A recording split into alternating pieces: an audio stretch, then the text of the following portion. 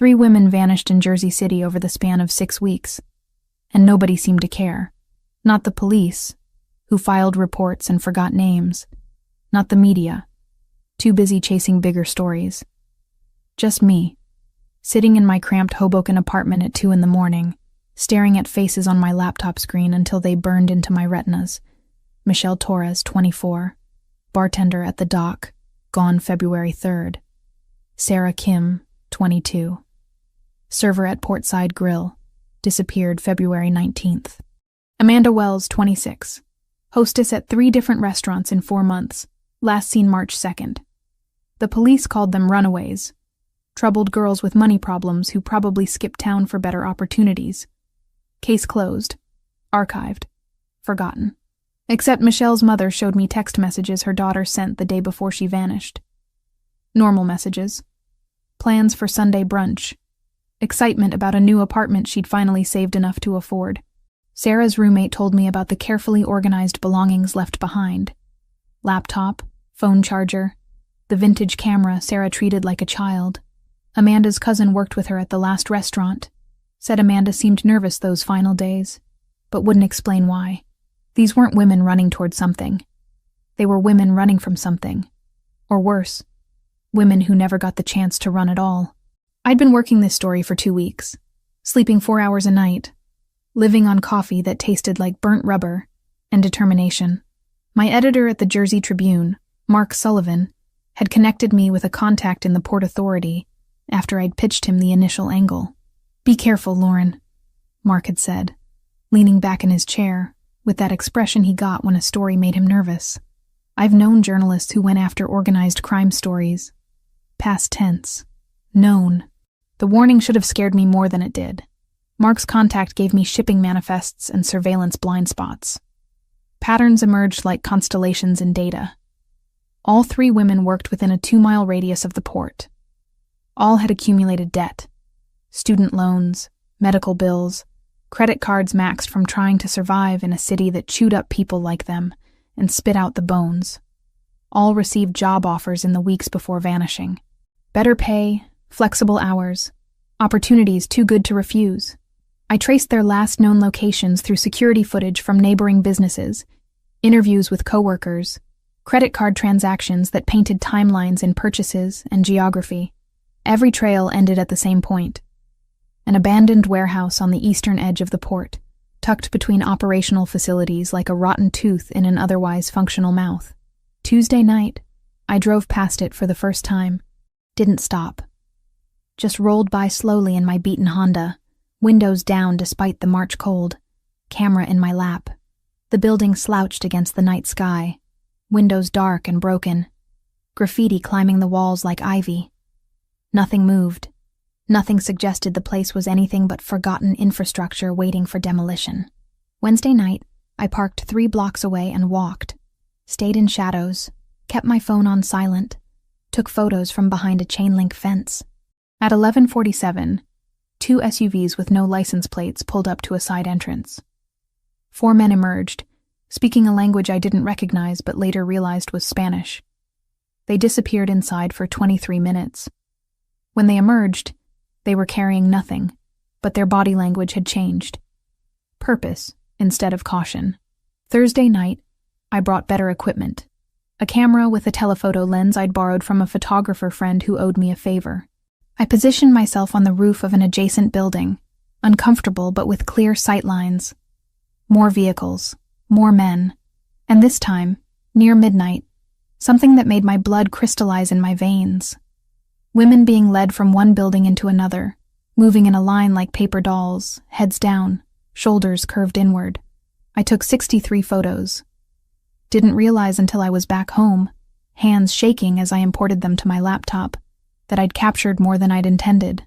In photo 37, a man stood illuminated by headlights, face turned toward the camera by accident or instinct. Sharp features, cold expression, scar cutting through his left eyebrow. In photo 42, he directed others while something that looked very much like a weapon glinted at his hip. I'd documented what appeared to be human trafficking, and I'd photographed faces. Friday morning, I sent the preliminary material to Mark along with a message. Need a few more days to confirm details. Before stepping inside, I sent Mark my live location and opened 911 on the keypad, one thumb press away. I also mirrored my camera roll to cloud as a dead man's switch. If they took my phone, they'd still get the pictures, and I'd still be found. This is bigger than missing persons. His response came back in under a minute. Lauren, be extremely careful. People who do this kind of work don't leave witnesses. Check in with me daily. I noticed the silver sedan that afternoon, parked across from my apartment building when I left for my shift at the coffee shop where I worked 3 days a week to supplement freelance income. Still there when I returned at 7. Could have been coincidence. Probably was, except it was parked in the same spot Saturday morning. Different angle, but same car. Same tinted windows that prevented me from seeing who sat inside. Instinct, honed by 5 years of investigative journalism and 27 years of learning to trust my gut, started screaming. I didn't photograph it, didn't confront it. Just noted the make and model, newer Nissan, well-maintained, nothing remarkable except its persistent presence, and started varying my routes. Checking over my shoulder, locking doors I usually left unbolted. Monday, I made the connection I'd been searching for. Amanda Wells wasn't just a statistic in my missing persons pattern. She was Michelle Torres's second cousin. They'd worked at the dock together before Michelle vanished. Amanda had transferred to 3 different restaurants since then, never staying longer than 6 weeks. She was running, and she was still alive. I found her through the restaurant grapevine, that informal network of servers and bartenders who always knew who was hiring and who was quitting, and who had drama worth discussing. Amanda Wells currently worked at Lucia's, an upscale establishment that catered to business professionals and people with expense accounts.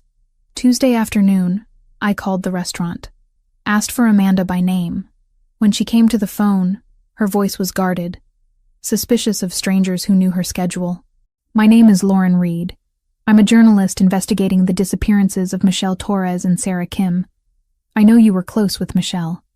I think you might be in danger. Silence stretched long enough that I thought she'd hung up. Then quietly, I can't talk here. Come Thursday night, after 9. I'll meet you in the back dining room. Amanda, Thursday. That's all I can do. The line went dead. I should have felt relief, progress, a witness willing to talk. Instead, dread settled in my stomach like swallowed stones. Thursday evening, I drove to Lucia's through streets slick with earlier precipitation. The restaurant sat in a gentrified section of Jersey City, where old warehouses had been converted into expensive lofts and artisanal coffee shops charged $7 for lattes. Lucia's occupied the ground floor of a renovated brick building, warm light spilling from tall windows. People visible inside laughing and eating like the world was safe and predictable. I parked 2 blocks away. Checked my surroundings 3 times before locking the car. The silver sedan wasn't visible, but that didn't mean it wasn't there. Inside, Lucia's was elegant, without being pretentious. Dark wood, soft lighting, the smell of garlic and wine and fresh bread. A hostess greeted me with professional warmth. I asked for a table in the back. She led me through the main dining area to a quieter section with only 4 tables, currently empty, except for my presence. Your server will be right with you, she said, leaving me with a menu I barely saw. I ordered coffee when the server appeared. Nothing else. My stomach was too tight for food. At 8:53, Amanda emerged from the kitchen area. I recognized her from the photo her cousin had given me. Curly dark hair pulled back, large brown eyes that had seen too much. She glanced my way, nodded almost imperceptibly, then disappeared back through the kitchen doors. Waiting. Everything in journalism was waiting. At 9:12, 2 men entered the restaurant. They moved differently than the other patrons, scanning rather than looking, assessing rather than admiring. They requested a table near the entrance, positioning themselves with clear views of exits. One of them had a scar through his left eyebrow. Photo 37. The enforcer from the warehouse. Here. Now. My coffee cup rattled against the saucer when I set it down. The 2 men hadn't looked my way yet, but they would. Eventually. I was the only person sitting alone in the back section, and men like that noticed details. Amanda emerged again, carrying plates to another section. Our eyes met. She saw where I was looking. Fear washed across her face like water. I needed to leave, needed to get out before they connected me to the photos, to the investigation, to the fact that I knew what they were. But the bathroom was past their table. The kitchen entrance required walking directly in front of them. The only exit was blocked. My phone was in my purse. I could call 911. Say what? That scary men were eating dinner? That I had photos of possible criminal activity, but hadn't reported it yet because I wanted a complete story first? Amanda appeared at my table so suddenly I jumped. Her hands shook as she placed a water glass I hadn't requested in front of me. She leaned close, voice barely audible. They've been asking about someone matching your description. Someone who was photographing the port area last week. You need to go. Now. I can't. They're between me and the door. Then, she glanced around desperately. I don't know. I don't know what to do. Neither did I. For the first time in my career, I had no plan, no backup, no clever way out. Just rising panic and the certainty that I'd made a critical error in judgment by coming here. The napkin dispenser Thursday night. I didn't wait for courage to grow reckless. The moment the two men took the entrance table and started mapping exits like professionals, I texted Mark a code word we'd agreed on months ago. Not blue. And walked straight into the kitchen as if I worked there. A busser held the door for me on reflex. I kept moving, head down, through the service corridor, out into the delivery alley that stank of rain and bleach. I didn't run. I disappeared. I would live to try again. Tie-ins. Amanda saw it. Her eyes went wide. She started to say something, then thought better of it, disappearing back toward the kitchen with steps that were too quick to be casual. The men at the front table were talking to each other now, glancing occasionally toward the back section, toward me. One of them pulled out his phone. I was out of time. Friday arrived with a sky that promised more precipitation before the night ended. By the time I drove back to Lucia's, darkness had settled over Jersey City, and the first drops were already streaking my windshield. I should have canceled. Should have called Amanda and told her we'd meet somewhere public and safe in daylight. But the investigative journalist in me, the part that had pushed through every obstacle for the past 5 years, wouldn't let go. Amanda needed to talk. 3 women were missing, possibly dead. If I walked away now because I was scared, what did that make me? The parking situation was worse than Thursday. I ended up 3 blocks away again, jogging through increasing downpour without an umbrella because I'd left it in my other bag. By the time I reached Lucia's entrance, my hair dripped water down the back of my jacket, and my jeans clung uncomfortably to my legs. Inside was warm, crowded, loud with Friday night energy. Couples celebrating the end of their work week. Business associates closing deals over wine that cost more per bottle than my monthly grocery budget. The hostess recognized me from the previous evening and smiled. Back again?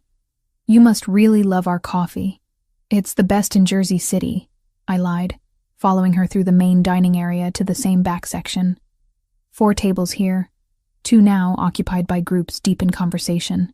I took the corner table again, the one with sightlines to both the kitchen door and the main entrance. Amanda appeared within 5 minutes. She set down a water glass and coffee without making eye contact, voice barely audible over ambient noise. He said you'd come back. The guy who was asking questions about photographers.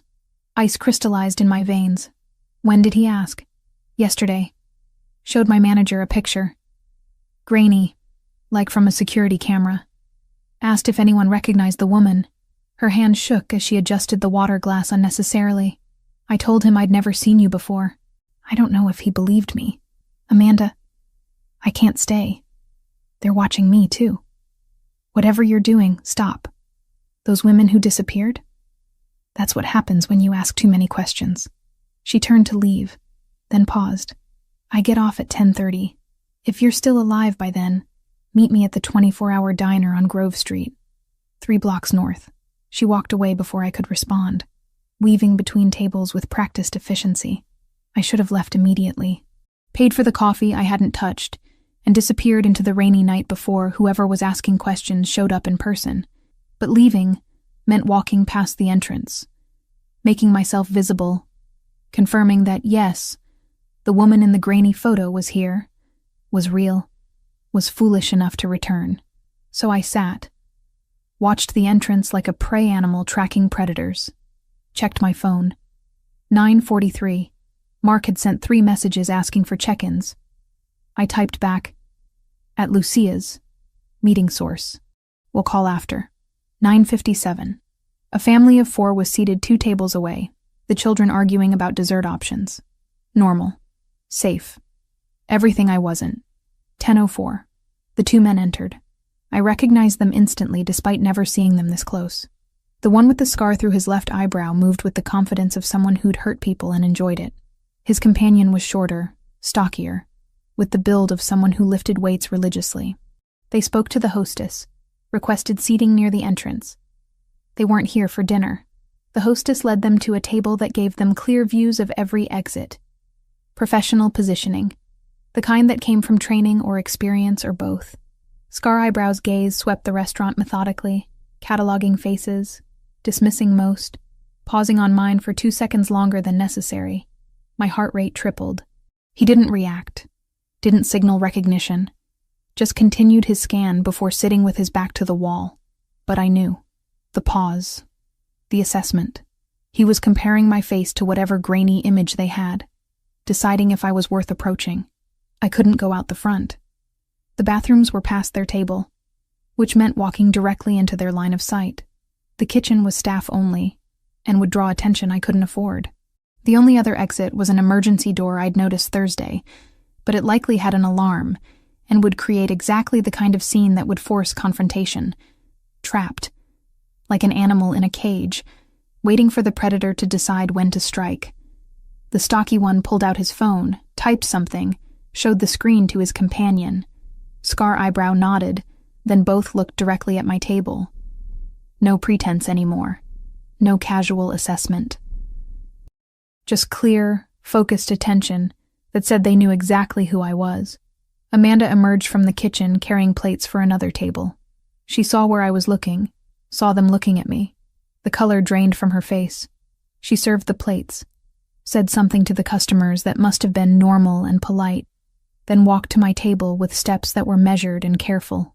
"They called someone," she whispered, setting down a menu I hadn't requested. I saw the phone. "You need to go. Right now. They're between me and the door." Then, her eyes darted around desperately, searching for solutions that didn't exist. "The kitchen? You could..." "Staff only. Your manager would stop me." "The bathroom window?" 3 stories up.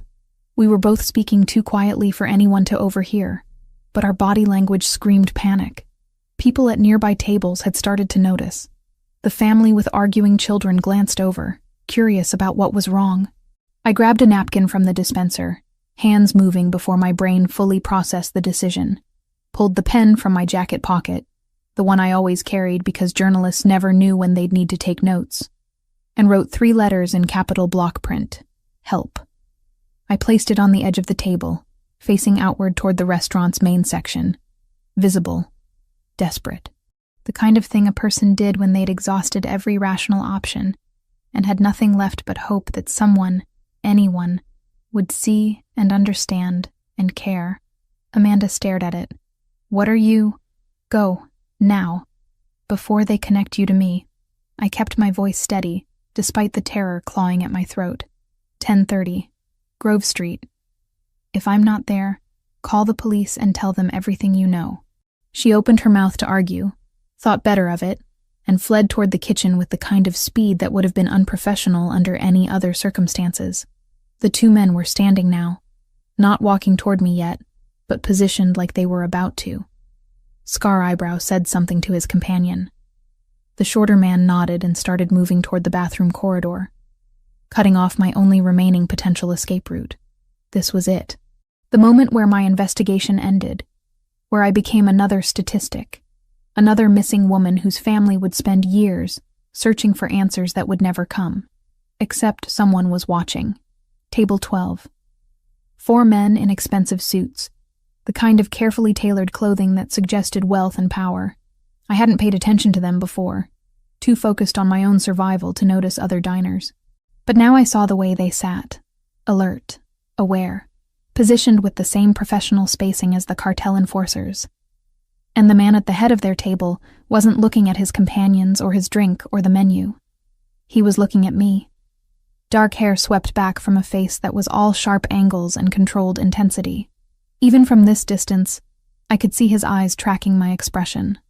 The napkin on my table. The two men now moving with clear purpose toward my location. He saw the message, saw the threat, processed the situation in the span of 3 seconds. Then he made a gesture so subtle I almost missed it. Just a slight movement of his hand. But his companions reacted immediately, positions shifting with practiced coordination. 2 of them stood and relocated themselves with seeming casualness. Except their new positions happened to place them directly between me and the approaching enforcers. The man from table 12 stood. He moved with the unhurried confidence of someone who'd never been afraid of anything in his life. Crossed the distance to my table in smooth strides that ate up space without appearing rushed. He sat down across from me without asking permission. Reached across the table. Picked up the napkin with my desperate plea written on it, and folded it calmly before placing it in his jacket pocket. "You're having a difficult evening," he said. His voice was low, controlled, with an accent I couldn't quite place. Not quite American, something Mediterranean bleeding through despite clear English. His eyes held mine with an intensity that made it hard to breathe. "I'm going to help you, but you need to do exactly what I say. Do you understand?" I nodded because words had abandoned me entirely. "What's your name?" "Lauren." It came out barely above a whisper. "Lauren Reed." "Lauren." He repeated it like he was testing the weight of it. "I'm Gabriel. Those men who are currently reconsidering their approach. Do you know why they're interested in you? I'm a journalist. I've been investigating disappearances. I took photos near the port. I think I photographed them without realizing it." His expression didn't change, but something flickered behind his eyes. Recognition, understanding, or perhaps calculation. "And now they've found you." "Yes." Gabriel glanced toward the 2 enforcers, who had stopped their advance and were now engaged in what looked like a tense conversation with Gabriel's men. "They're going to leave now. But this isn't over. They know where you live, where you work, everyone you've talked to. You understand that, yes?" The reality of it hit me like cold water. "Yes." "Then you're coming with me." Not a request, not a suggestion. Those men answer to people who won't hesitate to make you disappear, and they're currently deciding whether to cause a scene in a public restaurant or wait for a more opportune moment. He stood, placed a hand on my shoulder. Firm, possessive. A clear signal to everyone watching. "Gather your things. We're leaving through the front entrance. Stay close to me." My body moved on autopilot. Grabbed my phone, my keys, my jacket, stood on legs that felt disconnected from my brain. Gabriel kept his hand on my shoulder, guiding me toward the entrance like we were together, like this was normal, like I hadn't just written a plea for help because I thought I was going to die. The 2 enforcers watched us approach. Scar Eyebrow's hand disappeared inside his jacket. Gabriel's men positioned themselves strategically, blocking any potential confrontation. For 5 seconds, the tension was so thick I could taste it. Metallic, sharp, dangerous. Then Scar Eyebrow's hand emerged empty. He nodded once, a gesture that somehow conveyed both retreat and promise of future confrontation. He and his companion walked out the front door ahead of us, disappearing into the rain-soaked night. Gabriel guided me out seconds later.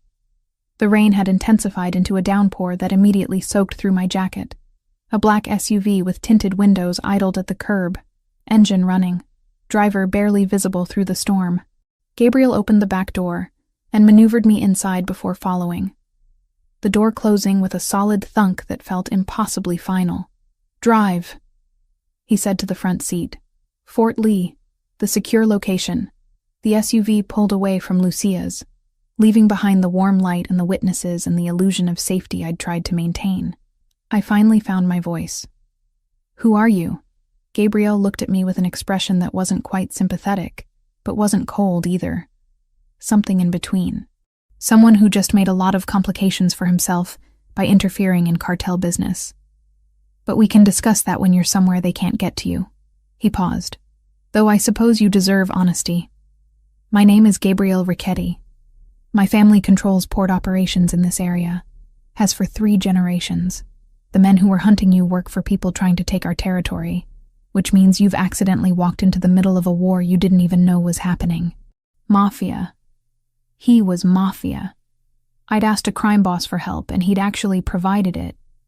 The irony would have been funny if I wasn't still shaking from adrenaline and terror, and the realization that I'd just traded one kind of danger for another. The safe house in Fort Lee wasn't what I expected. Not that I knew what to expect from a Mafia hideout, but this felt less like a prison, and more like an expensive hotel suite someone had fortified against invasion. Bulletproof windows. Reinforced door with 3 separate locks. Camera feeds showing the building's exterior on a monitor in the living room. Comfortable furniture in neutral tones that suggested a professional decorator rather than criminal pragmatism. Gabriel showed me the layout without commentary. Bedroom here, bathroom there, kitchen stocked with basics. A guard would be stationed outside 24/7. His name was Luca, Gabriel said, and he'd been with the family for 12 years. Trustworthy. Loyal. Concepts that apparently mattered in this world I'd stumbled into. Why Fort Lee? I asked, finally finding my voice after the silent car ride. You said Manhattan was neutral territory. This is still New Jersey. Still my territory. But Fort Lee has infrastructure we've maintained for years. Security systems, safe routes, people who know not to ask questions. Gabriel studied me with those unsettling dark eyes. You'll be comfortable here. More importantly, you'll be alive. He left before I could process whether that was reassurance or threat. Alone in the apartment, I locked myself in the bathroom and threw up. Adrenaline crash, terror belatedly catching up, the reality of my situation finally penetrating the shock that had insulated me since Lucia's. I'd asked a crime boss for help. He'd provided it. And now I was in his safe house, under his protection, which meant under his control. The woman staring back at me from the mirror looked younger than 27. Hair still damp from rain, mascara smudged beneath eyes that hadn't slept properly in weeks. The hollows in my cheeks more pronounced than they'd been before I started this investigation. I looked like exactly what I was. Someone in over her head, drowning, grasping at lifelines without checking if they were anchored to solid ground or sinking ships. My phone had 7 missed calls from Mark. I called him back, rehearsing excuses even as it rang. Lauren. Thank God. Where are you? Why didn't you meet your source? Something came up. I'm safe. I'll explain tomorrow. That's not good enough. Those messages you sent earlier. You sounded scared. What happened at Lucia's? I couldn't tell him. Couldn't say I'd been rescued by the Ricchetti family, that I was currently locked in one of their properties, that the line between journalist and compromised had blurred beyond recognition. Just trust me. I'm following a lead. I'll check in tomorrow morning, I promise. Mark's silence stretched long enough that I thought the connection had dropped. Then, Lauren, I've been in this business 30 years. I know when a reporter's in trouble. If you need help, real help, you call me. Immediately. Understand? I understand. I ended the call before he could push further, guilt sitting heavy in my stomach alongside the lingering nausea. The apartment had Wi-Fi. Of course it did.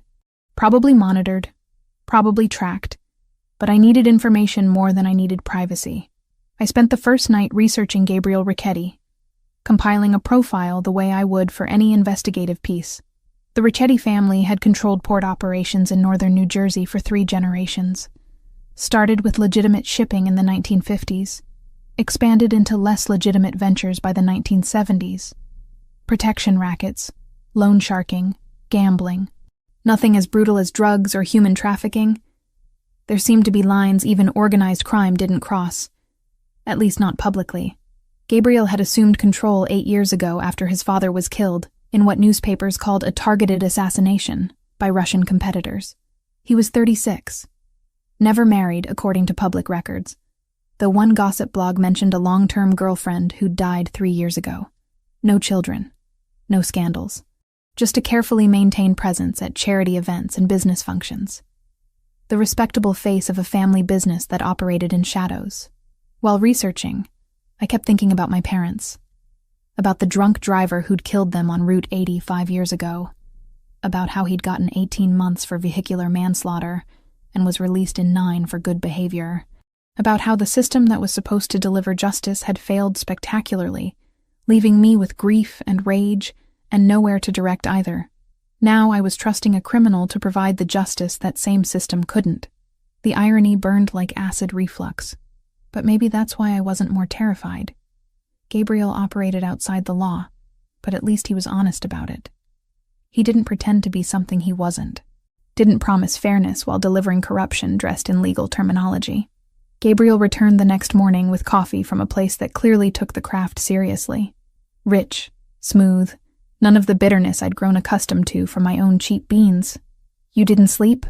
he observed, settling into the chair across from where I sat on the sofa. "Neither did you." The shadows under his eyes matched mine. "I had calls to make, arrangements to confirm." He sipped his own coffee, studying me over the rim. "Tell me everything about your investigation. Start from the beginning. Don't leave anything out." So I did. Laid out the entire timeline. Michelle Torres, Sarah Kim, Amanda Wells, the patterns I'd discovered, the warehouse surveillance, the photos I'd taken that captured faces I shouldn't have seen, how the silver sedan had been following me, how Amanda had agreed to talk before those men showed up at Lucia's. Gabriel listened without interrupting, his expression growing harder with each detail. When I finished, he set down his cup with enough force that liquid sloshed over the rim. "How long has this been happening?" "The disappearances started 6 weeks ago. But the warehouse activity, I only documented it over the past week." "And you sent this information to your editor?" "Preliminary findings. Nothing that would compromise the investigation or put him at risk." Gabriel stood, paced to the window, stared out at Fort Lee's streets like they held answers. "The cartel moving into human trafficking in my territory. That's not just a violation of agreements. That's a declaration of war. Your territory," I repeated. "You act like you own this city. Parts of it, yes. The port, the shipping lanes, certain business districts. My family has maintained these operations for decades, through carefully balanced relationships with other organizations. We don't traffic humans. We don't deal hard drugs. Those are lines we don't cross." He turned back to me. "The Sinaloa cartel knows this, which means they're either testing our boundaries or they don't care about consequences." "And what are the consequences?" His smile held no warmth. "That depends on how diplomatic I'm feeling when we have our discussion." The first 48 hours blurred together in frustration. I was used to moving, investigating, actively pursuing leads. Being confined felt like suffocation despite the apartment's space. But I forced myself to be productive, organized my existing evidence into coherent timelines, cross-referenced witness statements, built a framework for the story I'd eventually publish. Gabriel visited twice daily, always bringing food that was too good for me to have ordered myself. Thai takeout from a place I'd never heard of, Italian from a restaurant that required reservations months in advance. He never stayed long, just checked that I had what I needed, and left. On the third night, after he'd brought dinner and was preparing to leave, I stopped him with a question I'd been avoiding. "Why are you helping me? Really? Don't give me the territorial violation excuse. You could have let them take me, eliminated a witness, kept your hands clean." Gabriel paused at the door, hand on the knob. "You asked for help. That matters." He glanced back. "And you're trying to save women nobody else cares about. That matters too." The morning of the 4th day, Gabriel arrived earlier than usual. No coffee this time, just urgent energy that filled the apartment like ozone before lightning. I confirmed it. The cartel is using that warehouse to process women before moving them south. They've been operating for 3 months, bringing in girls from restaurants and bars, promising legitimate work, then trafficking them across state lines. His jaw tightened. 17 women have gone through that location. Your 3 disappeared, are part of a larger operation. The number hit me like cold water. 17. Not 3 isolated cases, but systematic exploitation. We need to tell the police, the FBI, someone with actual authority to... And how long will that take? How many more women will disappear while they build cases and file paperwork? The system you want to trust is the same one that failed your missing women in the first place. He wasn't wrong, which made it worse. So what do you propose? You eliminate them yourself? That makes you just as bad. No, Gabriel said quietly. That makes me effective, but I'm not suggesting murder. I'm suggesting we dismantle their operation our way. Fast, thorough, permanent. And then you document it all. Publish the story that forces official investigations. Give those families the answers they deserve. I should have refused. Should have demanded he take me to the police station immediately despite knowing how that would end. But sitting in that apartment, looking at the evidence I'd compiled over weeks of investigation, thinking about Michelle's mother and Sarah's roommate and Amanda's terror, I made a decision that probably damned whatever remained of my journalistic integrity. What do you need from me? Gabriel's expression shifted, something like respect crossing his features. Everything you've gathered. Every photo, every timeline, every piece of evidence. And your trust that I won't use this to destroy you later. Trust. From a crime boss. The absurdity would have been funny if the stakes weren't measured in lives. When do we start? Tonight. But first, you're going to tell me exactly what that silver sedan looked like. Because if cartel enforcers were following you, they know where you live. And that means anyone connected to you is a potential target. Amanda. Mark. My landlord who'd seen me coming and going. The barista at my regular coffee shop who knew my order by heart. Everyone became collateral damage in a war I'd triggered by trying to expose the truth.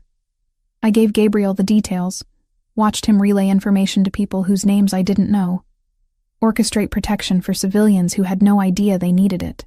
In that moment, seeing him work with brutal efficiency to minimize harm, I understood why his family had maintained power for generations. It wasn't just violence and intimidation. It was this: the careful calculation of risk, the strategic deployment of resources, the cold pragmatism that accomplished in hours what bureaucracy would take months to fail at. And I understood something else. I wasn't a captive in this apartment. I was a collaborator. The distinction mattered, even if the consequences would be identical. Gabriel's proposal came with morning coffee on the 5th day. He set 2 cups on the kitchen counter and leaned against it with the kind of casual confidence that made the apartment feel smaller. I need you to make a decision, he said without preamble. Either we work together to dismantle this operation properly, or I take you to the nearest FBI field office and let the system handle it. Your choice. The system. The same bureaucracy that had let Michelle Torres's case go cold in 48 hours. The same machinery that filed reports and forgot faces while women disappeared into shipping containers bound for the border. What does working together mean? You give me everything you've collected. I use my resources to confirm details, track movements, identify key players. You organize it into something that forces official action once we've already extracted the victims. He paused. And you trust that I won't use any of this against you later. Trust. The word sat heavy between us. And in return, you get the story. Real justice for those families. And you stay alive long enough to publish it. I should have negotiated. Should have demanded guarantees, protections, something more concrete than his word. Instead, I heard myself say, when do we start? The next 2 weeks rewired my understanding of investigative journalism. Gabriel didn't just have sources. He had infrastructure. People embedded in Port Authority, customs, shipping companies. Within 3 days, he'd confirmed that the warehouse operation had been active for 3 months. 17 women processed through that location. Most moved to secondary sites in Texas and Arizona, before disappearing completely into trafficking networks. Mark's contact in the Port Authority provided independent verification, unaware he was corroborating intelligence from organized crime. I spent 12-hour days cross-referencing shipping manifests with surveillance footage Gabriel's people had acquired through methods I deliberately didn't ask about. Building timelines, mapping routes, creating documentation that could survive legal scrutiny. Amanda Wells called on day 6. Gabriel's security had tracked her down. offered protection she initially refused before accepting after a second approach by cartel enforcers. She was scared but willing to talk, finally. I should have spoken up when Michelle vanished. Amanda's voice cracked through the phone line. But I was terrified they'd come for me next. After I turned down their job offer, 2 other girls from Lucia's accepted. Maria Hernandez and Chloe Grant. Both disappeared last week. 2 more names from my growing list. 2 more families waiting for answers. You couldn't have known, I told her, though the words felt inadequate. I knew enough, she exhaled shakily. At least I know you're trying to stop them now. Gabriel arranged for Amanda to be relocated to his family's protection network, somewhere in Pennsylvania, he said, with people who owed him favors. She'd be safe until this was resolved. The work consumed daylight hours. But evenings brought different challenges. Namely, the growing awareness that Gabriel and I occupied the same space with increasing frequency. He'd arrive with dinner, stay while I worked, ask questions about my process. I'd catch him reading over my shoulder, making suggestions that demonstrated surprising grasp of journalistic standards. You need to remove this section, he said one night, pointing at my laptop screen. It implies knowledge of my family's legitimate shipping operations. Gives prosecutors ammunition to claim you're protecting me. I'm not protecting you. I'm protecting the integrity of the investigation. Same result, different motivation. His shoulder brushed mine as he leaned closer to read. Change the phrasing here. Make it about general port corruption rather than specific businesses. He was right, which annoyed me more than the correction itself. Where'd you learn about journalistic ethics? I read. He moved away, settled into the chair across from me. Contrary to popular belief, criminals aren't illiterate thugs. Some of us even went to college. Where? Rutgers. Business administration. Lasted 3 semesters before my father pulled me into the family operations full-time. He said it without bitterness, just statement of fact. What about you? Columbia. Journalism school. Graduated with honors and $80,000 in student debt. Your parents must have been proud. The opening was too perfect to ignore. They were. Right up until a drunk driver ran a red light on Route 80 and killed them both. 5 years ago. The driver got 18 months. Served 9. Gabriel's expression shifted. Not pity, but recognition. And that's why you do this. Why you chase stories nobody else cares about. Justice shouldn't depend on whether you're important enough for people to care. My voice came out harder than intended. Michelle Torres worked 3 jobs. Sarah Kim was putting herself through community college. They deserved better than being filed under probable runaways, because investigating took effort. Silence stretched between us, charged with something I couldn't name. Finally, Gabriel spoke. My wife died 3 years ago. Cancer. By the time we caught it, treatment options were limited to making her comfortable while we watched her disappear. The confession surprised me more than it should have. This man who controlled territory and commanded loyalty with a glance, admitting to helplessness. I'm sorry. She was 32. Had plans. Wanted children. A house somewhere quieter than Jersey City. Normal life away from family business. His jaw tightened. I gave her 3 years of marriage and a funeral. That's not your fault, isn't it? I brought her into this world knowing what it was. Knowing the stress, the danger, the constant looking over shoulders. Stress weakens immune systems, makes bodies vulnerable. That's not how cancer works. Logically, I know that. But logic doesn't eliminate guilt. He stood abruptly. I should go. You need to finish that section. He left before I could respond, the door closing with controlled precision that somehow felt more final than slamming. The event happened on day 12. Gabriel appeared mid-morning with a garment bag and expression that brooked no argument. There's a benefit tonight at the Waldorf. I need to make an appearance, maintain connections with legitimate business community. You're coming with me. Absolutely not. Lauren, the cartel knows you're missing. They're searching. If you're seen at my side at a public event, it sends a message. You're under protection. Touching you means declaring war. He set the garment bag on the sofa. Plus, I could use company. These things are insufferably boring. The dress inside was green emerald, floor length, elegant without being ostentatious. The kind of thing I'd never afford on freelance journalist income. I can't accept. It's not a gift. It's camouflage. Gabriel's tone left no room for negotiation. Car leaves at 7. Be ready. The Waldorf was everything I expected. Crystal chandeliers, marble floors, people whose jewelry probably cost more than my annual income. Gabriel navigated the space with practiced ease, introducing me as a writer working on a piece about port modernization. Plausible enough that nobody questioned it, vague enough that conversations stayed superficial. I'd forgotten how it felt to be looked at as someone who belonged in spaces like this. The dress helped, as did Gabriel's hand at the small of my back. Subtle claim of association that kept unwanted attention at bay, until the drunk businessman decided proximity and alcohol made me available. You're far too pretty to waste time on boring port talk, he slurred, pressing too close, breath reeking of scotch and entitlement. Come have a real conversation with me. No thank you. I stepped back. He followed. Don't be like that. I'm just being friendly. Gabriel materialized between us with the kind of speed that suggested violence was muscle memory. He didn't touch the man, didn't raise his voice. Just positioned himself as physical barrier, expression communicating threat more effectively than words ever could. The lady declined your invitation. Find somewhere else to be. The businessman's face went through several shades of red before survival instinct overrode alcohol courage. He retreated, muttering excuses nobody cared to hear.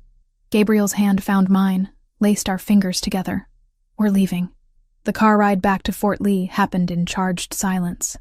I stared out the window, watching city lights blur past, hyper-aware of Gabriel beside me, his proximity, the warmth radiating from his body in the enclosed space, the way his jaw stayed tight, tension rolling off him in waves.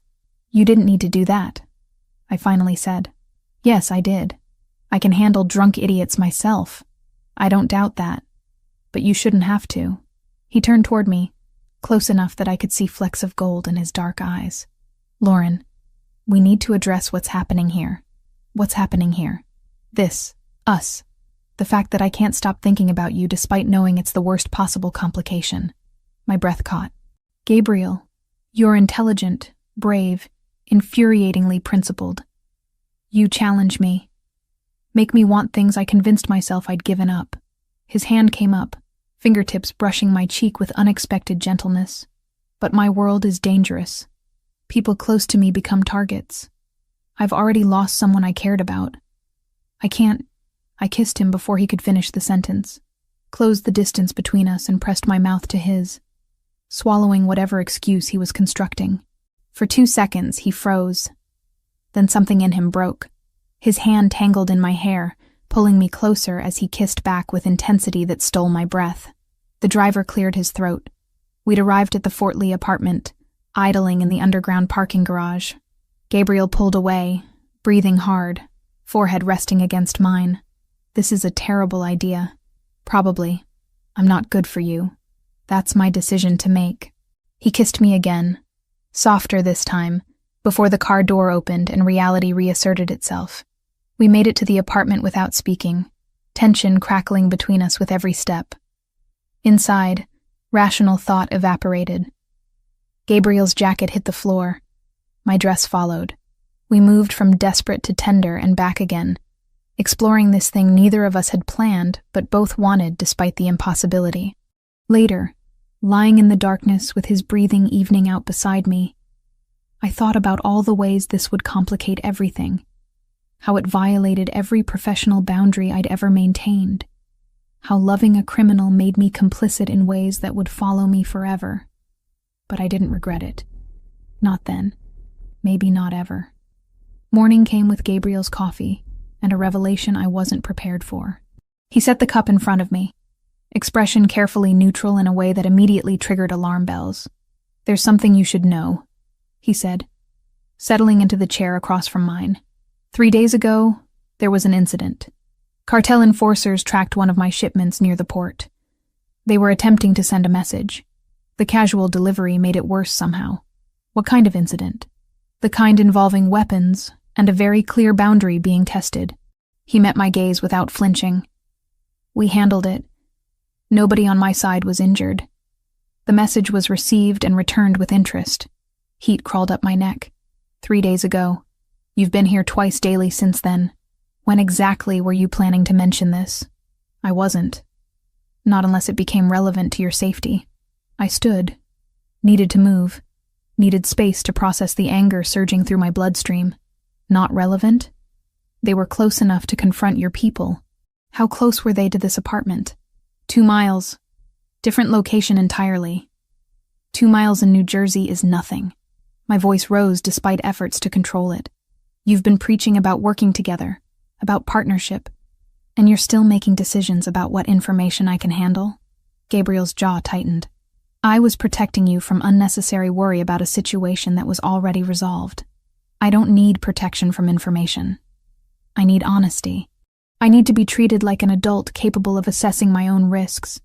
I paced the small space between living room and kitchen. You know what this is? This is exactly the kind of controlling behavior that makes people helpless. You think you're being noble, keeping me safe by keeping me ignorant. But all you're doing is making sure I can't make informed decisions. You want informed decisions? His tone sharpened. Fine. Informed decision. There are currently 6 known cartel enforcers actively searching for you. They have your description, your license plate, and they're monitoring known associates. Mark Sullivan was approached yesterday by someone claiming to be a delivery driver. Your landlord in Hoboken was asked if you'd collected mail recently. Your regular coffee shop had a customer who spent 3 hours watching the door.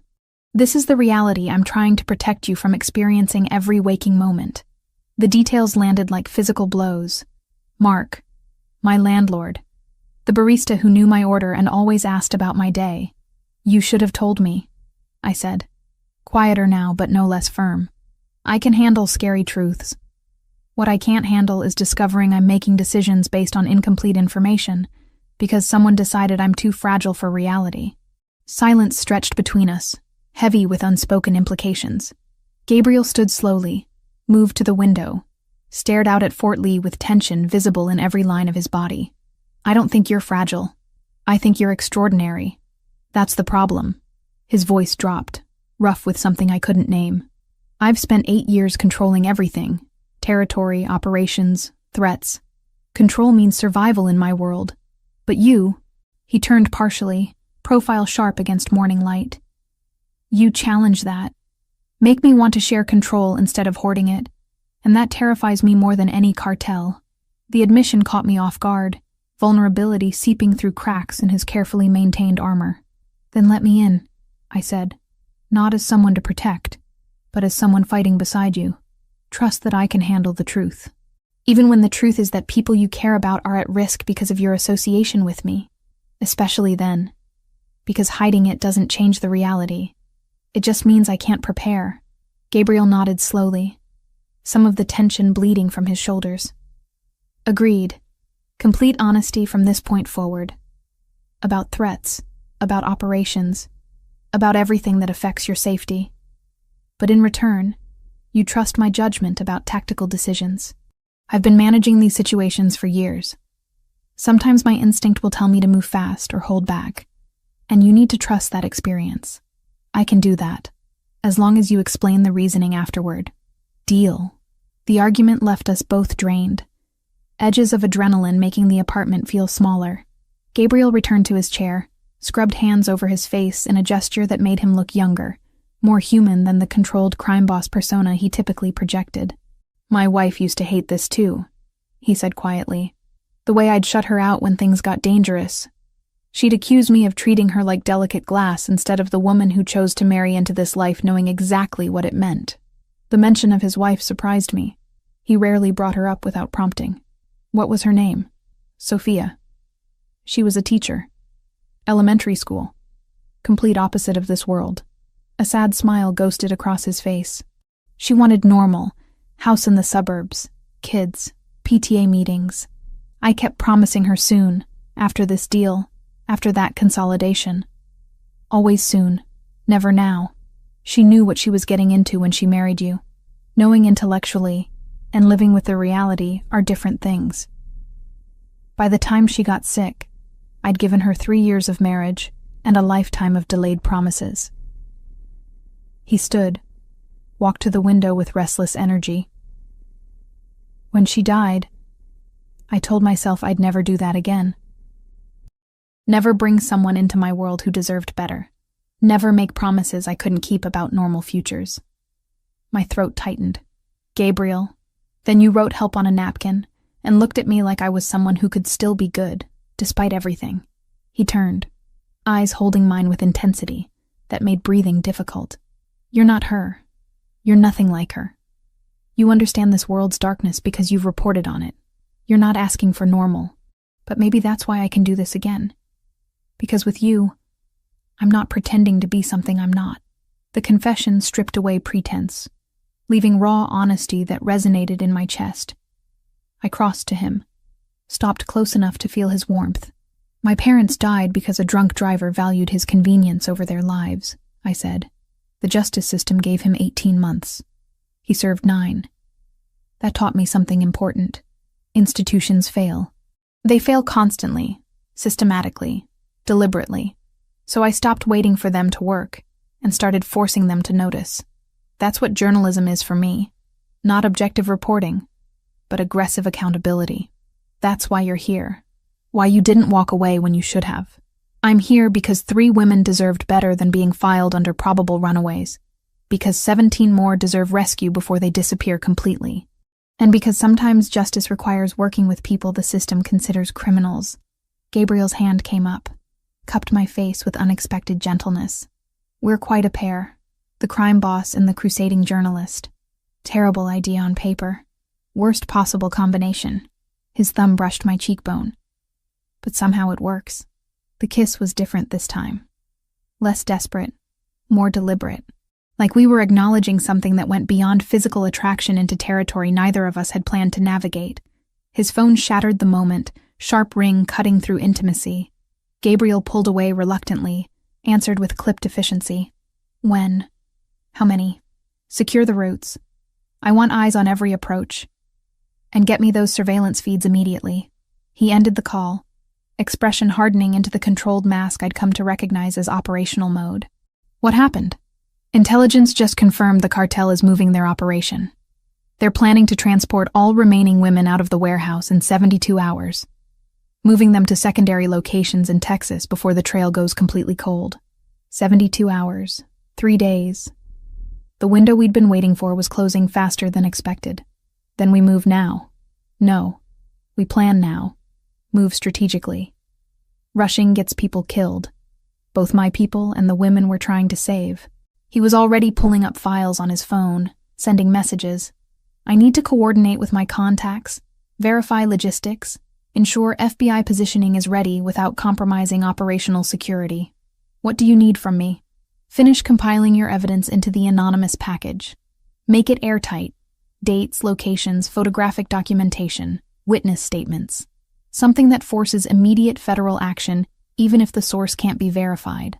While I'm handling tactical elements, you're building the legal case that keeps those women from being re-trafficked after we extract them. The division of labor made sense. His expertise in operations, mine in documentation. We spent the next 6 hours working in parallel focus, occasionally exchanging information but mostly existing in shared determination. Gabriel made calls in rapid Italian, coordination I couldn't fully follow, but recognized as military precise planning. I organized 63 photographs, 17 victim profiles, 40 pages of timeline analysis into a packet that would make any investigator's job simple. Here's the evidence, here are the perpetrators, here's how to prosecute them successfully.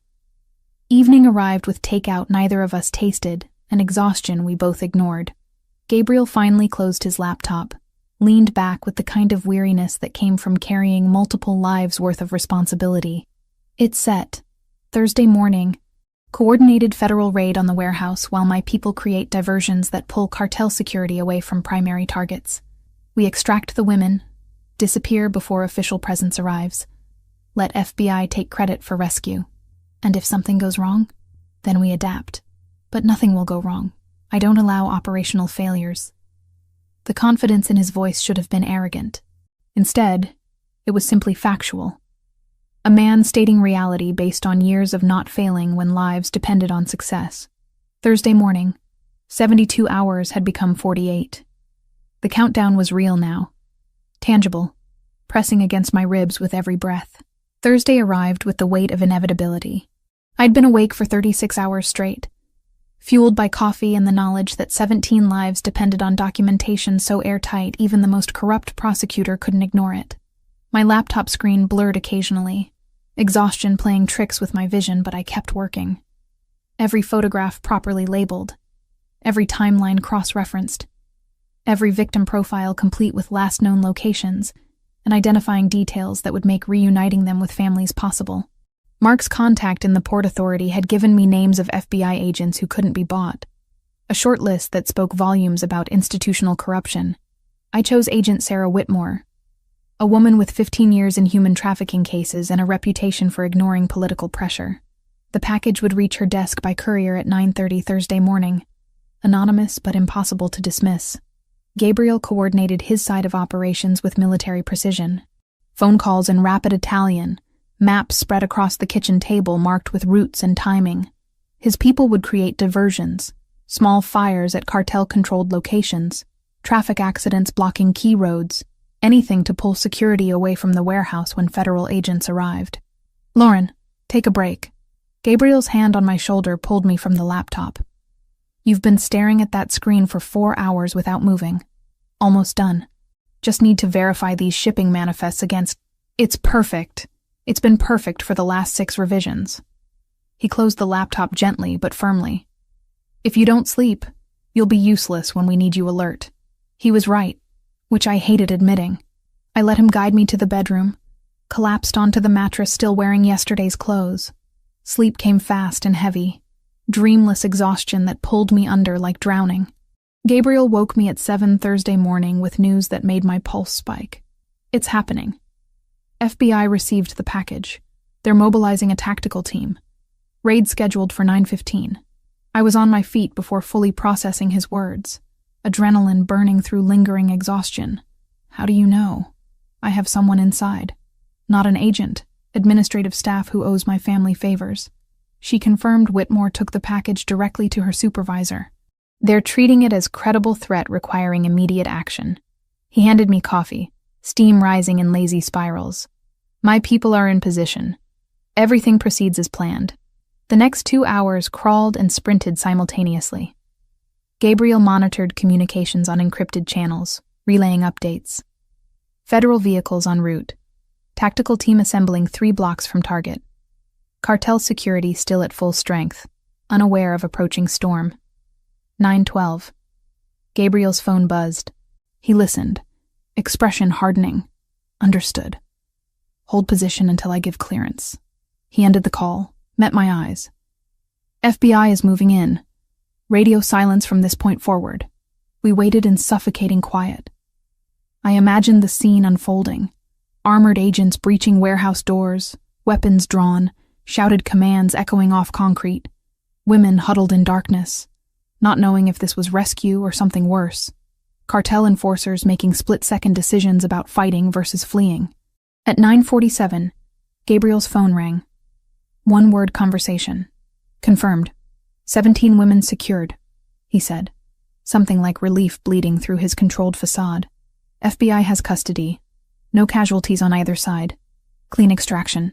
The breath I'd been holding escaped in a rush. 17.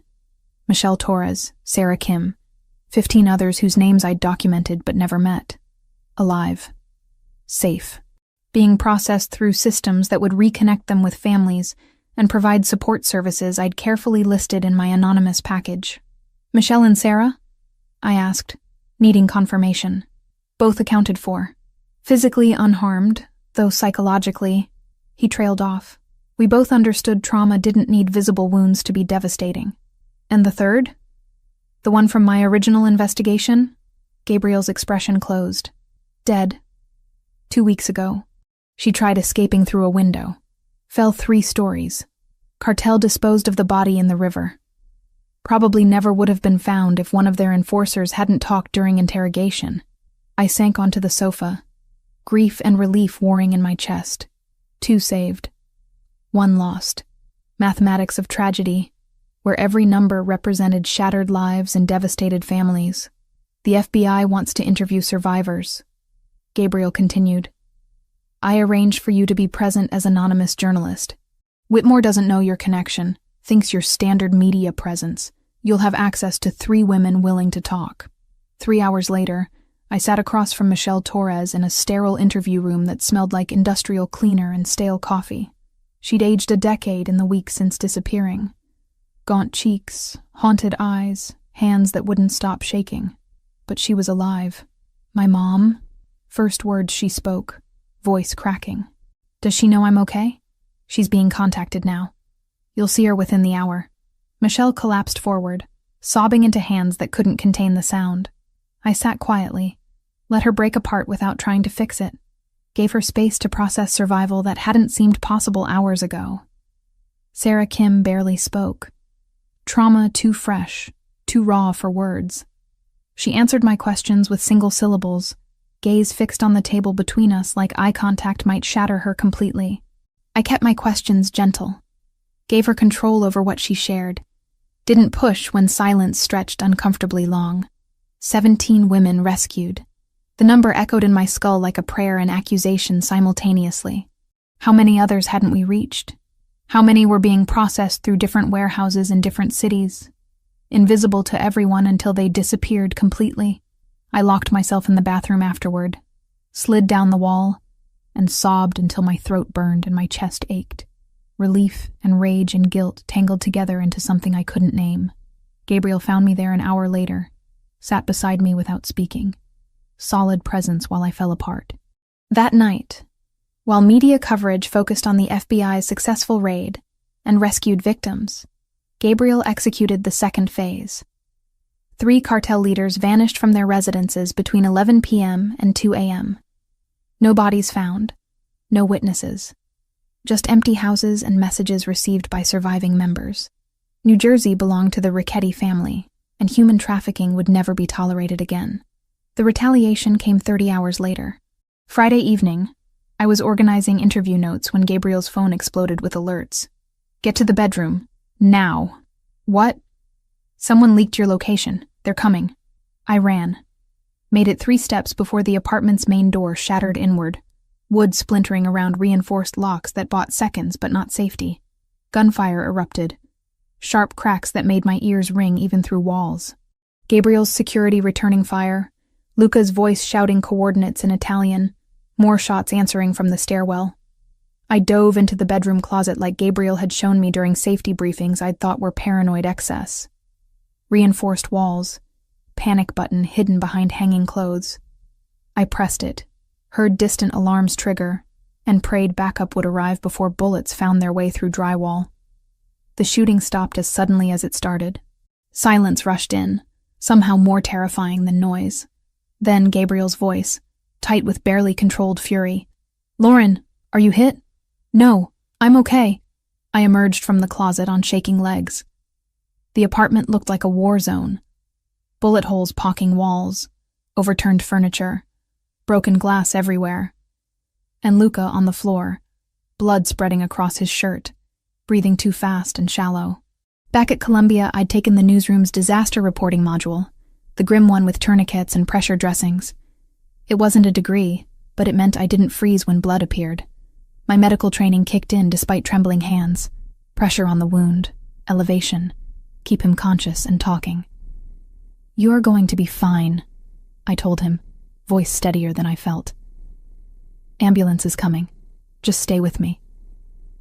Luca's eyes found mine, unfocused but aware. Did my job, he whispered. Kept you safe. You did. You absolutely did. I pressed harder, felt warm blood seeping between my fingers. Now let me return the favor and keep you alive. Gabriel appeared beside me, phone pressed to his ear, demanding ambulance arrival times with barely contained violence. When he ended the call, he looked at Luca with expression I'd never seen. Raw fear badly disguised as anger. The hospital waiting room had industrial tile floors and lighting that made everyone look half dead. I sat with Luca's blood drying on my hands, shirt, jeans. Couldn't bring myself to wash it off yet. Felt like abandoning him somehow. Gabriel paced. Phone calls in Italian, each conversation brief and brutal. Ordering responses I didn't want to imagine. When they finally let us see Luca, I almost cried again. He looked smaller in the hospital bed, chest wrapped in sterile bandages, skin too pale against white sheets. Gabriel stood at the bed's foot, knuckles white gripping the rail. He has a daughter, Gabriel said quietly. 8 years old, plays soccer. I hadn't known. 6 weeks of working together, and I'd never asked Luca about his life outside protection duty. I'm so sorry. He chose this. That's what loyalty means. Gabriel's voice cracked slightly. But he shouldn't have needed to choose. We stayed until nurses insisted on rest. Drove back to Fort Lee in silence, heavy with unspoken understanding. This couldn't continue. The cartel would keep coming until someone ended the war permanently. Gabriel made the final call from the destroyed apartment. 48 hours of coordinated strikes, his people hitting cartel operations while anonymous tips flooded FBI hotlines. Financial accounts frozen through mysterious bank investigations. Shipping routes disrupted by sudden regulatory enforcement. 36 arrests, twice that many disappearances, the entire Sinaloa East Coast operation dismantled with surgical precision. By Sunday morning, the cartel had retreated completely. Territory conceded. Leadership decimated. And Gabriel Ricchetti's reputation as someone you didn't cross now included human traffickers alongside every other criminal enterprise that had learned this lesson the hard way. I sat in the wreckage of the apartment that had been my home for 6 weeks, surrounded by evidence of violence I'd survived, and understood I'd crossed a line I could never uncross. I wasn't just reporting on this world anymore. I was part of it. 3 weeks after the raid, I sat across from Mark Sullivan in his cluttered office at the Jersey Tribune, watching him read my story for the 5th time. He'd printed it out, made notes in red pen that bled through the margins like wounds. His reading glasses kept sliding down his nose. He'd push them up, squint at a paragraph, shake his head, continue reading. "This is dynamite," he finally said, setting the pages down with deliberate care. "National-level investigative journalism. Pulitzer-worthy, if I'm being honest." He removed his glasses, met my eyes directly. "It's also going to make a lot of powerful people very uncomfortable." "Good. That's the point." "Lauren." He leaned back, chair creaking under his weight. "I've been in this business 30 years. I know when a reporter has a source, and I know when they have something more than that." His voice dropped. "Whatever protection you had during this investigation, whoever provided it, they left fingerprints all over this story. Not in what you wrote, but in what you didn't write. The gaps are as revealing as the content." My throat tightened. "I documented everything I could verify independently. Every fact in that article has 3 sources minimum. The investigation is clean. The investigation is immaculate. That's what worries me." Mark tapped the manuscript. "Nobody gets this kind of access without connections. I don't want to think about too hard. Just promise me you know what you're doing, and that if you ever need to walk away, you will." I wanted to promise. The words wouldn't form. Mark seemed to understand. He nodded once, picked up his red pen. "We publish Friday. Front page, above the fold. And Lauren, be ready. This is going to change everything." The story ran with a headline that made my hands shake. "Invisible no more. Inside the human trafficking network that operated in plain sight. 4,000 words documenting systematic exploitation, police negligence, 17 rescued lives." I wrote about Michelle Torres's mother who never stopped searching. Sarah Kim's roommate who filed reports the police ignored. Amanda Wells's courage in escaping when accepting seemed safer. I mentioned an anonymous source with extensive knowledge of criminal operations in the port area, exactly once, buried in paragraph 12. Everything else came from official documents, survivor interviews, FBI confirmation.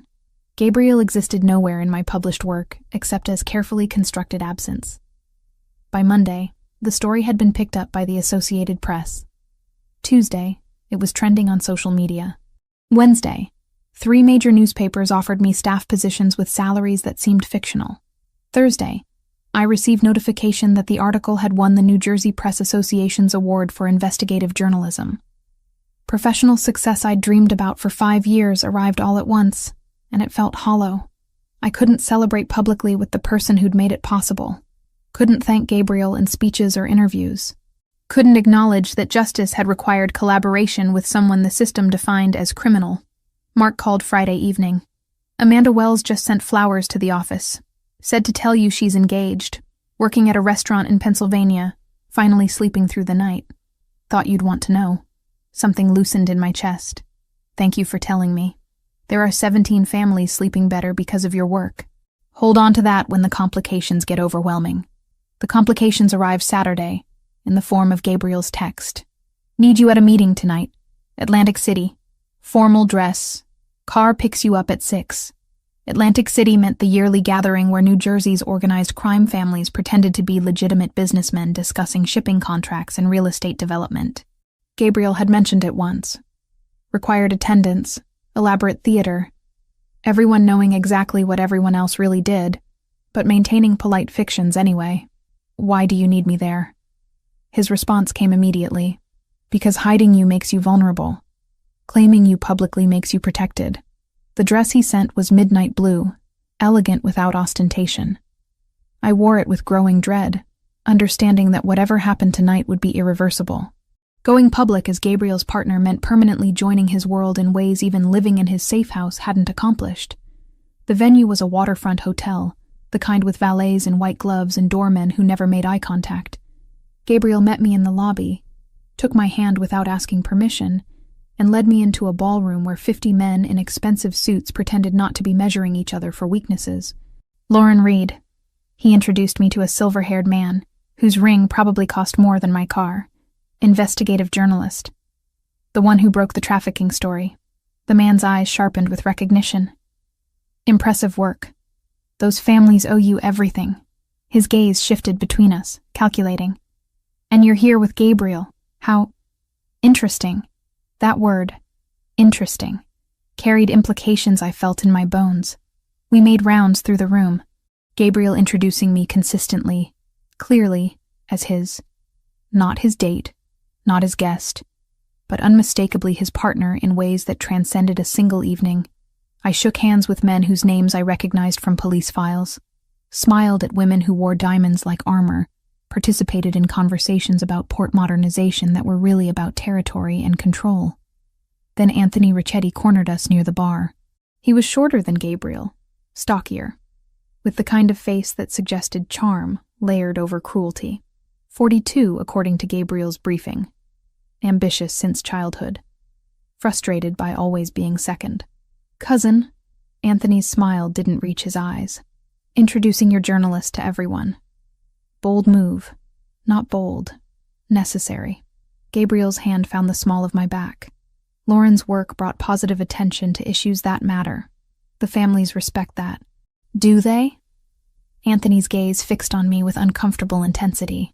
Or do they wonder if she's documenting our conversations for her next story?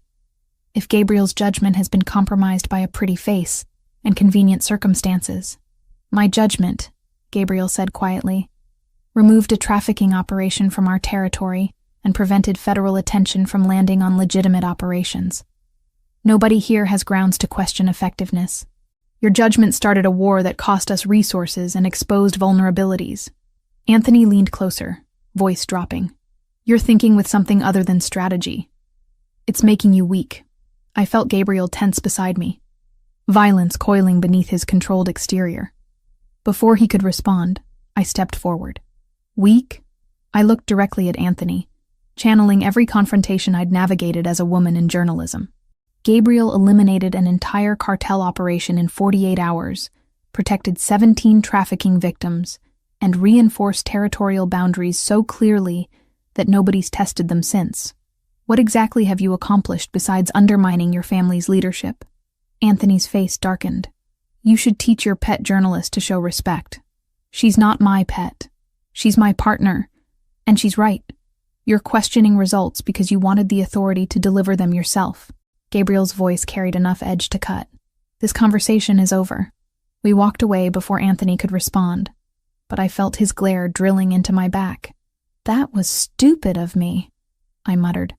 I just made you an enemy within your own family. You made him show his hand publicly. Now I know exactly where he stands. Gabriel guided me toward the exit. We're leaving. This accomplished what I needed. When the apartment in Fort Lee turned into evidence, bullet holes and police tape, Gabriel moved me to his house in Englewood Cliffs. Same county, different kind of fortress. The retaliation came 3 days later. Someone leaked photographs to a tabloid. Me and Gabriel at the Waldorf benefit, at the Atlantic City meeting, leaving his house in Englewood Cliffs. The story wrote itself.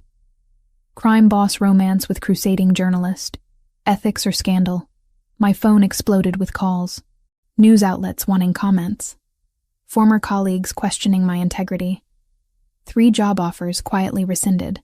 Mark left a voicemail that was 2 minutes of heavy breathing before, "Call me. Now."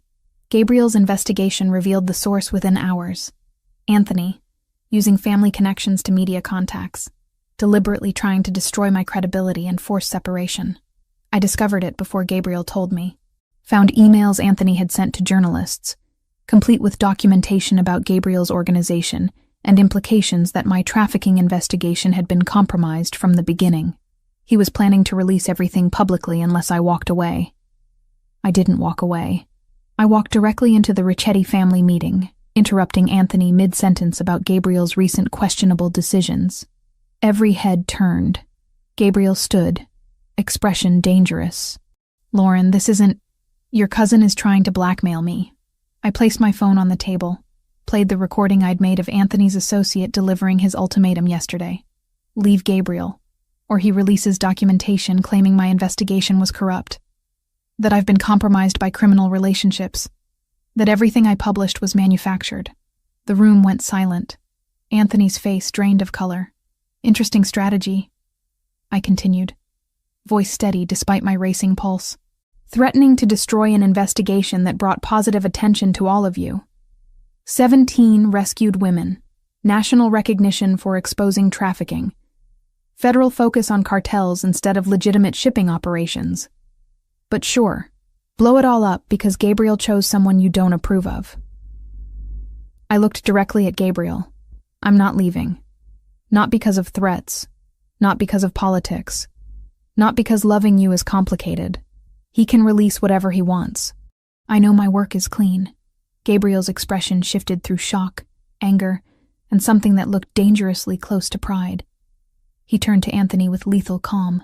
"You have 24 hours to transfer to European operations. Italy. You'll manage shipping contracts from Rome. If you're still in New Jersey Friday, you won't be anywhere at all." Anthony opened his mouth to argue. The man beside him, older with authority that didn't require volume, shook his head once. Anthony deflated visibly. "Meeting adjourned," Gabriel said. "Everyone except Lauren. Leave." The room emptied in 90 seconds. Gabriel waited until the door closed before crossing to me, hands framing my face with unexpected gentleness. "You confronted my cousin in front of the family." "Yes." "Defended your integrity and mine simultaneously." "Yes. That was either the bravest or most foolish thing I've ever witnessed. Probably both." My voice shook now that adrenaline was fading. "Did I just make everything worse? You made everything clearer. The family respects strength. You just demonstrated more courage than Anthony ever has." He kissed me, soft and deliberate. "He leaves for Rome Monday. And you, Lauren Reed, just became the first journalist to survive confronting organized crime politics and come out stronger." Luca found me the next day at the Tribune offices, walking almost normally despite the chest wound that had nearly killed him 3 weeks ago. "Wanted to say thanks. For the soccer ball you got my daughter. She won't stop talking about the nice lady who saved her dad. You saved me first. That's the job." He smiled, the first genuine expression I'd seen from him. "But you didn't have to care afterward. Most people don't." He handed me an envelope. "From Gabriel. Instructions for if things go bad. Plans, contacts, escape routes. He wants you prepared." The envelope felt heavy with implications. "Insurance policy and love letter combined. Tell him I said thank you. Tell him yourself. He'd prefer that." Mark pulled me aside that afternoon, closed his office door, and studied me with 30 years of editorial experience written in every line on his face. "You're not leaving Gabriel." "No. This is going to follow you. Every story you write, someone will question your objectivity. Every investigation, someone will claim you're protecting criminal interests. I know. And you're okay with that? I thought about 17 rescued women. About justice that required working outside systems designed to fail. About loving someone the world said I shouldn't, for reasons that made sense on paper but ignored everything that mattered. I'm okay with it. Are you okay with keeping me on staff? Mark was quiet for a long moment. Your work is impeccable. That hasn't changed. But Lauren, no more organized crime investigations. Write about corruption, about injustice, about all the things you're passionate about. Just give me one area where I don't have to wonder if your personal life is affecting your judgment. Deal. I drove to Englewood Cliffs that night. Let myself into Gabriel's house with the key he'd given me last week. Found him in the study, surrounded by paperwork, looking exhausted and impossibly beautiful in the desk lamp's glow. Anthony's gone, he said without looking up. Took the first flight to Rome this morning. Won't be returning. Good. The family sent messages of support. Apparently your performance impressed people I didn't expect to impress. Also good. He finally looked at me. You know this is permanent now. Public knowledge, family politics, all of it. There's no going back to anonymity. I crossed to him, settled into his lap, felt his arms come around me automatically. Good thing I wasn't planning to go back. Gabriel's laugh was soft against my neck. Quite a pair we are. Terrible on paper. Absolutely catastrophic. His lips found mine. But somehow it works. Later, lying in his bed with city lights filtering through windows, I thought about all the ways my life had transformed in 8 weeks. From desperate journalist writing help on a napkin to this. Partnership that defied categories. Love that existed in spaces between law and morality. Choices that would define me forever. I didn't regret any of it. Not the complications, not the compromises, not the permanent mark this world had left on me. Some stories required living inside them to tell properly. This was mine. And I was just beginning. 6 months disappeared faster than I expected. The trafficking story became a case study in journalism programs. Won awards I'd stopped counting. Opened doors I'd previously only dreamed about walking through. The Tribune kept me on staff with a salary that let me pay off student loans and a title that sounded impressive on business cards. But the real work happened in quieter spaces. Investigations into municipal corruption that exposed 3 city council members taking bribes. A series on inadequate elder care facilities that forced regulatory reforms. Stories about injustice that didn't require navigating organized crime politics or questioning my objectivity every time I submitted copy. Mark never asked directly if I was still with Gabriel. He didn't need to. The move from Fort Lee to Englewood Cliffs wasn't exactly subtle, and my new address appeared on paperwork he filed with HR. He just nodded when I told him, offered one piece of advice. Keep your professional reputation spotless. Give nobody ammunition to question your work. I took that seriously. Every investigation triple-sourced. Every claim documented beyond reasonable doubt. My writing became sharper, more precise, knowing that scrutiny would follow everything I published. The house in Englewood Cliffs felt like home faster than my Hoboken apartment ever had. Space to think, without walls closing in. Garden where I could actually breathe outdoor air without car exhaust. Gabriel's presence filling rooms with the kind of comfort I'd never expected to find, with someone whose world operated so far outside mine. Luca recovered completely from the chest wound that nearly killed him. He showed up one Saturday with his daughter Sophia, 8 years old with gap-toothed grin, and soccer ball she insisted I signed despite my protests that I knew nothing about sports. You saved my dad, she informed me with the absolute certainty only children possess. That makes you family. Family. The word meant something different now than it had 6 months ago. Gabriel's people treated me with respect that evolved past professional courtesy into genuine acceptance. I wasn't just the boss's girlfriend. I was someone who'd proven herself in ways they understood, standing ground against Anthony, refusing to be intimidated, choosing this life with full knowledge of its complications. Gabriel taught me Italian in the evenings, patient with my terrible pronunciation, amused when I confused vocabulary in ways that changed entire meanings. I forced him to museums on Sunday afternoons, art galleries he claimed to hate, but studied with intensity that suggested otherwise.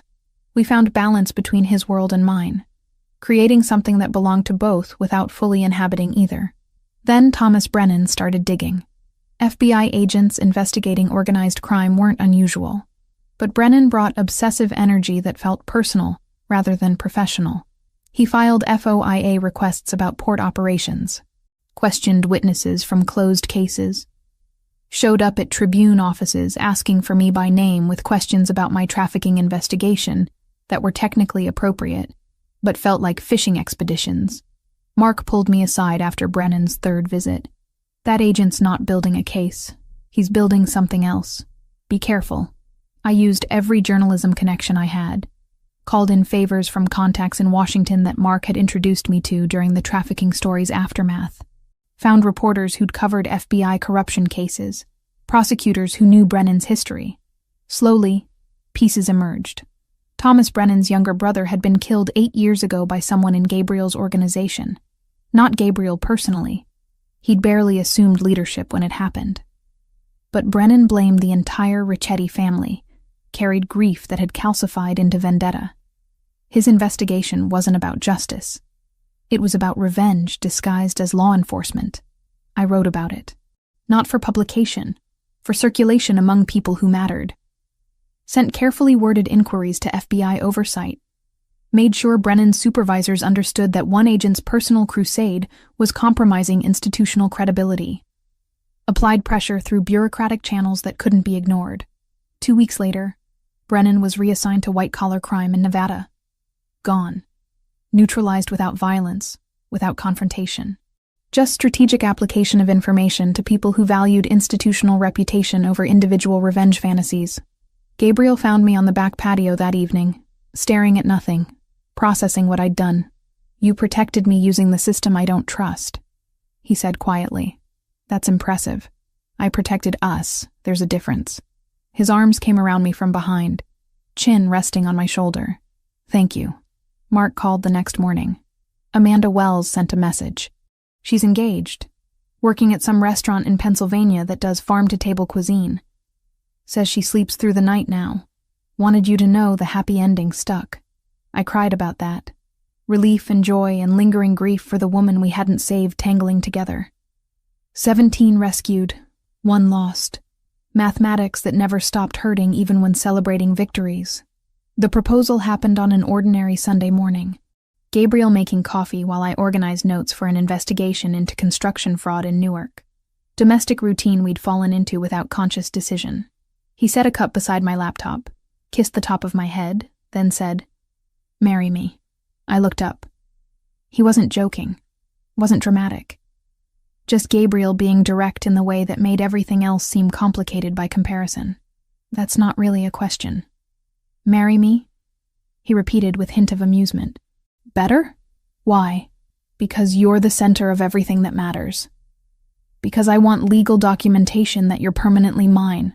Because waking up next to you every morning for the rest of my life sounds like the only future worth having. No ring, no prepared speech. Just honesty delivered with morning coffee, and implications that terrified and thrilled simultaneously. Yes, the wedding happened 2 weeks later. Small ceremony at the house with judge who owed Gabriel's family favors and didn't ask uncomfortable questions. Luca stood as Gabriel's witness. Mark showed up as mine, looking uncomfortable in formal attire but smiling genuinely when I walked into the garden where Gabriel waited. I wore champagne instead of white, truth in advertising, with dress that cost less than the shoes Gabriel's cousin's wife suggested I buy. Simple, elegant, mine. The vows weren't traditional. We wrote them ourselves. Honest about challenges we'd face, promises we could actually keep. Gabriel spoke in English and Italian, voice steady despite intensity in his eyes. I spoke about choosing this life consciously, about loving him despite and because of complications, about building something that honored both our truths. When the judge pronounced us married, Gabriel kissed me like we weren't standing in front of witnesses. Like this moment had rewritten futures that had seemed impossible 6 months ago. The reception was quiet dinner with the dozen people who mattered most. Luca made a toast about finding family in unexpected places. Mark offered dry commentary about journalists' terrible decision-making that made everyone laugh because they knew he meant it affectionately. Sophia presented a drawing of me and Gabriel she'd made at school. Crayon stick figures holding hands with enormous smiles. That night, lying in bed as husband and wife instead of partners navigating undefined territory, Gabriel traced patterns on my shoulder and asked, "Any regrets?" "Not one. Even knowing how complicated this makes everything?" "Especially knowing that." I turned to face him. Simple would have been boring anyway.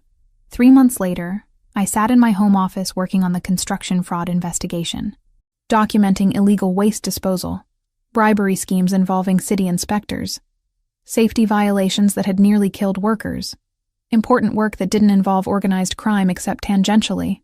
Gabriel appeared in the doorway carrying plates of pasta he'd cooked himself, another skill I'd discovered after moving in. His cooking surpassed mine by embarrassing margins. Take a break.